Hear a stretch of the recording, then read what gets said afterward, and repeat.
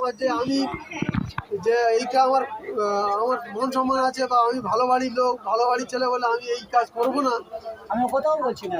তো বলো বলো বলো বলো। সর্বপ্রথম কি বলুন, দিচ্ছেন বলো। তার ব্যবহারটাই হচ্ছে মেন। জামা কাপড়ের উদ্দেশ্যে যাওনি, টাকা পয়সার উদ্দেশ্যে না যাওয়াটাই ভালো। কিছু বলবে আর? আর কিছু তুমি বলবে বলো। না, আমি আমার যত টাকার বলার দরকার। বলা হয়ে গেছে তো? বলা হয়ে গেছে তো? তুমি যে এতটা করেছো বা এতটা সম্পত্তি আছে, পুরো টাকার মালিক, শোনো, পুরো টাকার মালিক কিন্তু তুমি। কে বলে? তোমার কথা বলছি, তুমি পুরো টাকার মালিক। আমার নিজের খাওয়া হচ্ছে না, আমি বলে টাকার মালিক। সে খাওয়া হচ্ছে কি না হচ্ছে আমি দেখবো না, কিন্তু তোমার এই যে করছো, এতটা করছো, কার তার নিঃশ্বাস টাকা চলে গেলে কে নেবে ওটা? আমি করোড় টাকার মালিক। না, ওর কালচারটা কি, ও সেটাই বলুন। সৎভাবে চলতে হবে, সৎ জীবনযাপন করতে হবে, 5 ওয়াক্ত নামাজ পড়তে হবে, আর কিছু আল্লাহ পাক দিলে কিছু দান খয়রাত করতে হবে। নামাজ পড়তে হবে, ফের আল ছিটতে হবে, এটাও করতে হবে। না, ওটাও তো চলা যাবে না। ও যারা করে বেয়াকু, শয়তান ওরা। আরে আমি করি না, আমার পয়সা অন্য ব্যক্তি লোক ঠিক আছে। আছে, কিন্তু আমার কালচারটা আমার ঠিক রাখতে হবে। আমি তোমার কি বললাম, নিজের বৃক্ষ কথার অর্থ হচ্ছে গাছ। ঘরের ভোট গাছ যদি তার ফল না দেয়, তার পরিচয়টা থাকবে কি?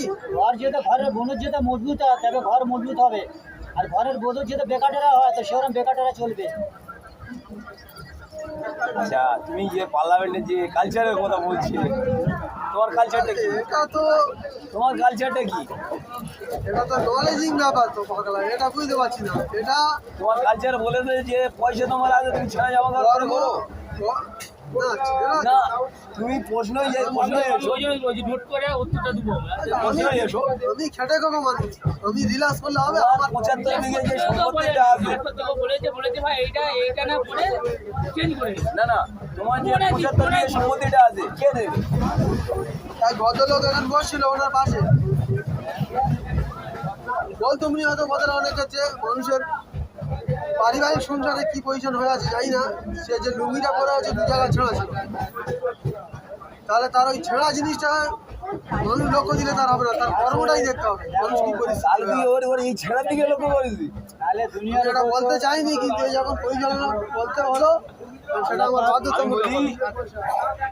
তার পরিস্থিতি খারাপ, কিন্তু আরে ভাই তোর যে 75 বিঘের যে সম্পত্তিটা আছে, তুমি কিছু বলবে? তাতে 1 বিঘে গেলে কোনো যায় আসে না। কিছু হবে না, 10 দিকে গেলে তাও কিছু হবে না।